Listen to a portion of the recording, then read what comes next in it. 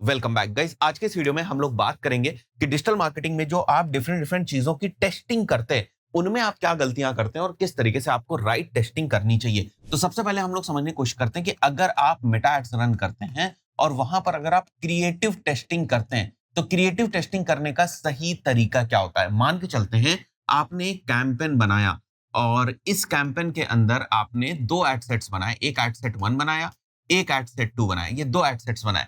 यहां पर आपने रखा एक क्रिएटिव 1, ये एक डिफरेंट क्रिएटिव है, और यहां पर रखा आपने एक क्रिएटिव 2, ये एक डिफरेंट क्रिएटिव है।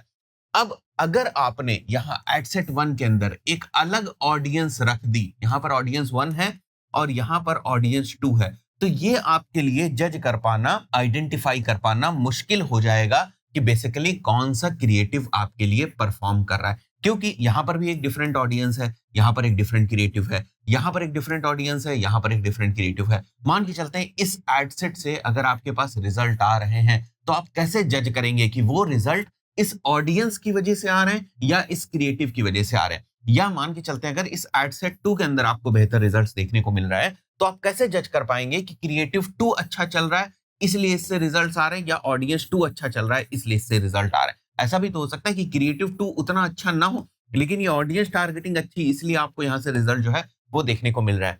तो आप समझिए कि एग्जैक्टली जब आप टेस्टिंग करते हैं तो बाकी सारी चीजों को आपको कांस्टेंट रखने की जरूरत होती है और जिस चीज को आप टेस्ट कर रहे होते हैं केवल उसी को आपको चेंज करने की जरूरत है। एग्जाम्पल के तौर पे अगर हम यहाँ पर इसी एग्जाम्पल को लें और समझें कि आपने कैंपेन बनाया और इस कैंपेन के अंदर आपने दो एडसेट्स बनाए, एक हो गया हमारा एडसेट 1 और ये हो गया हमारा एडसेट 2।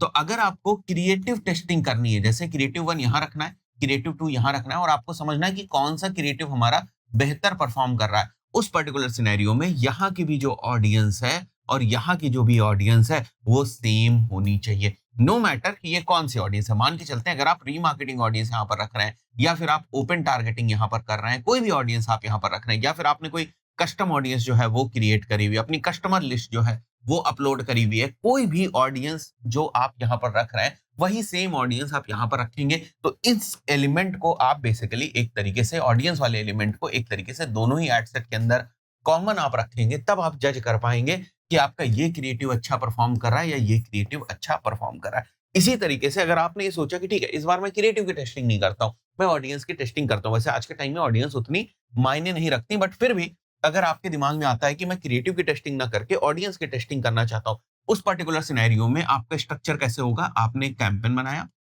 इस कैंपेन के अंदर आपने दो एडसेट्स बनाए, ये हो गया एडसेट 1, ये हो गया एडसेट 2। यहां आप दूसरी ऑडियंस रखते हैं ऑडियंस 1, यहां आप दूसरी ऑडियंस रखते हैं ऑडियंस 2, और यहां पर जो क्रिएटिव है वही क्रिएटिव यहां पर भी होगा, यानी कि दोनों एडसेट्स के अंदर सेम क्रिएटिव्स जो है वो आपके होंगे। तब आप क्या बोलोगे कि मैंने क्रिएटिव्स को जो है वो कांस्टेंट रखा हुआ है, क्रिएटिव्स नहीं बदल रहा हूं। मैं क्या बदल रहा हूं, मैं ऑडियंस बदल रहा हूं। इसका मतलब हमारी जो टेस्टिंग हो रही है यहाँ पर वो ऑडियंस की टेस्टिंग हो रही है।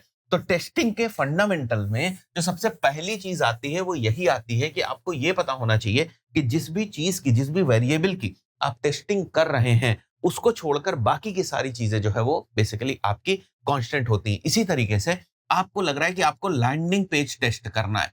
मान के चलते हैं आप लैंडिंग पेज टेस्ट करना चाहते हैं, ये आपने एक लैंडिंग पेज बनाया, ठीक है, ये आपका मेन लैंडिंग पेज था। अब इसको एक दूसरे लैंडिंग पेज से आप टेस्ट करना चाहते हैं, तो किस बेसिस पे आप टेस्ट करना चाहते हैं वो आपको समझना पड़ेगा। सबसे पहले मान के चलते हैं आपने कहा कि केवल मैं फॉर्म के प्लेसमेंट के बेसिस पे टेस्ट करना चाहता हूं। यहां पर मैं यहां ऐसे फॉर्म रख रहा हूं इस लैंडिंग पेज पे, यहां पर मैं हॉरिजॉन्टल फॉर्म जो है वो रख रहा हूं।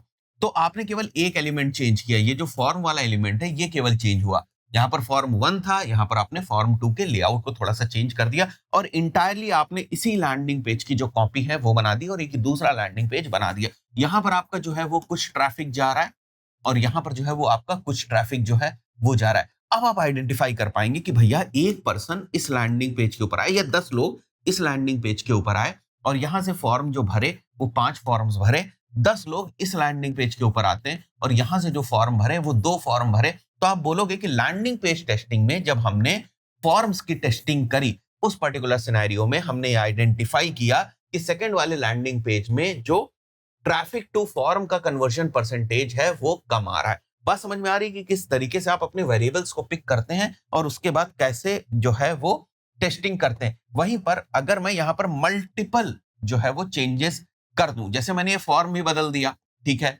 यहाँ पर एक वीडियो नहीं था और यहाँ पर मैंने मान के चलते हैं वीडियो जो है वो लगा दिया, ठीक है, यहाँ पर एक हेडिंग नहीं थी, मैंने यहाँ पर एक हेडिंग जो है वो लगा दी, ये हेडिंग लगा दी, ये वीडियो लगा दिया। अब 10 लोग ये आए यहाँ पर और यहाँ पर जो कन्वर्ट होते हैं, लेट से 5 कन्वर्ट होते हैं, यहाँ जो कन्वर्ट होते हैं वो 2 कन्वर्ट होते हैं। अब आप बताओ मेरे को, ये फॉर्म की वजह से कन्वर्ट हुए हैं या ये इस वीडियो की वजह से जो है वो कन्वर्जन इसका ड्रॉप हो गया, यहाँ पर जो है वो कन्वर्जन बढ़ा, वो हेडिंग की वजह से बढ़ा। तो जब बहुत सारे वेरिएबल्स को आप एक साथ टेस्ट करने की कोशिश करते हैं तो आप चीजें फिगर आउट नहीं कर पाते। तो क्या सर, अगर हमें 5 चीजें टेस्ट करनी है तो क्या हमें 5 वर्जन्स ऑफ लैंडिंग पेज बनाने पड़ेंगे? बिल्कुल। अगर केवल आप लैंडिंग पेज की थीम, कलर कॉम्बिनेशन टेस्ट करना चाहते हैं, वो भी ठीक है कि भाई मैंने ना थोड़ा इसको ग्रेइश बनाया हुआ है, यहाँ पर थोड़ा मैंने इसको लेट से ग्रीन कलर का जो लैंडिंग पेज है वो बनाया हुआ है, ग्रीन कलर के एलिमेंट्स को मैंने ज्यादा यहाँ पर यूज जो है वो किया हुआ है। तो दिस इज बेसिकली आपने जो है वो एक तरीके से थीम के लेवल पर जो चेंजेस है वो कर दिए।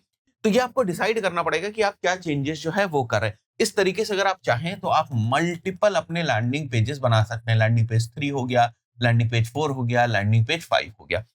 एक और एग्जांपल टेस्टिंग के पॉइंट ऑफ व्यू से मैं आपको समझा देता हूं, that is basically instant form की टेस्टिंग का एग्जांपल। अगर आपको इंस्टेंट फॉर्म में कोई चीज टेस्ट करनी है तो पहले अगेन डिसाइड करना पड़ेगा कि हम लोग क्या टेस्ट कर रहे हैं। तो मान के चलते हैं आपने कैंपेन बनाया, ठीक है, उस कैंपेन के अंदर जो है वो आप इंस्टेंट फॉर्म को यूज करें।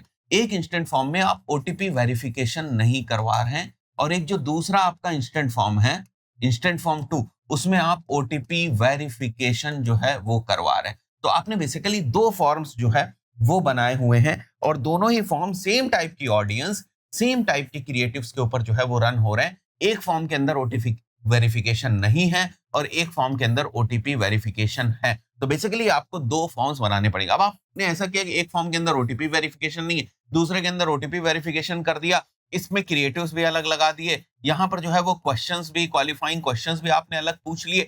तो आप चीज समझ नहीं पाएंगे कि अगर यहाँ से रिजल्ट आ रहा है या नहीं आ रहा है तो किस वजह से आ रहा है। ओटीपी वेरिफिकेशन की वजह से आ रहा है रिजल्ट, क्रिएटिव की वजह से आ रहा है, या जो आपने क्वेश्चंस वगैरह में चेंज किए उसकी वजह से आ रहा है। तो टेस्टिंग में सबसे ज्यादा मैंने देखा है कि लोग यही गलती करते हैं कि उनको ये एग्जैक्टली पता ही नहीं होता है कि वो टेस्ट क्या कर रहे हैं। सबसे पहले तो आपको ये पता होना चाहिए कि आप बेसिकली क्या टेस्ट कर रहे हैं। आई थिंक सो अब अपने डिजिटल मार्केटिंग के एफर्ट्स में, प्रोजेक्ट्स में इस चीज को थोड़ा सा सीरियसली इंप्लीमेंट करेंगे और टेस्टिंग आपको करनी ही पड़ती है। बहुत सारी डिफरेंट चीजों को आपको टेस्ट करना पड़ता है। जब आप टेस्ट करते हैं तब आपके पास डेटा पॉइंट्स बनते हैं। जैसे अगर आप लैंडिंग पेज के वेरिएशंस को टेस्ट ही नहीं करेंगे, ठीक है, तो आपके पास डेटा पॉइंट्स नहीं बनेंगे कि भाई यहां से लीड ज्यादा आ रही है, यहां से आ रही है, यहां से आ रही है। कहने का मतलब कि अगर आप अपने क्लास में एक ही बंदे हैं और आपके 100 में से 60 नंबर आ रहे हैं, तो वो अच्छे आ रहे हैं, खराब आ रहे हैं, आप अच्छा कर रहे हो, खराब कर रहे हो, तो तब पता चलेगा जब और भी स्टूडेंट्स आपके क्लास में होंगे, किसी के 70 आएंगे, किसी के 50 आएंगे, तब जाकर आप कुछ बेंचमार्किंग जो है वो कर पाएंगे कि भाई ठीक है, मैं एवरेज परफॉर्म कर रहा हूं, मेरे से भी अच्छे